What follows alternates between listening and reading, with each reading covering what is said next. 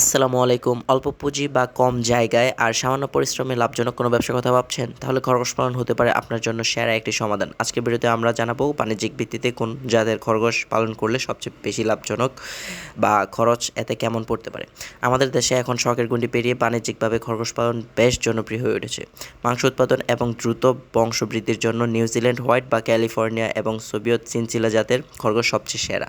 লাভের কথা বলতে গেলে একটি স্ত্রী খরগোশ মাত্র 1.5 মাসের মধ্যে বাচ্চা দেয়, আর প্রতিবারে এরা 6 থেকে 8টি বাচ্চা, এমনকি কখনো কখনো 10টি পর্যন্ত বাচ্চা দিয়ে থাকে। এই বাচ্চাগুলো মাত্র 2 মাসের মধ্যে বিক্রি উপযোগী হয়ে যায়, ফলে দ্রুত খামারের আকার বড় হয় এবং প্রতি মাসে ভালো টাকা আয় করা সম্ভব। এবার আসি খরচের কথায়। খরগোশ পালনের খরচের একটা বড় অংশই বেঁচে যায় এদের খাবারের কারণে। এদের প্রধান খাবার হলো সবুজ ঘাস, কলমি শাক, সবজির উচ্ছিষ্ট অংশ এবং অল্প পরিমাণে দানাদার ফিড দিলেই হয়, ফলে খাবারের পেছনে খরচ খুবই কম হয়।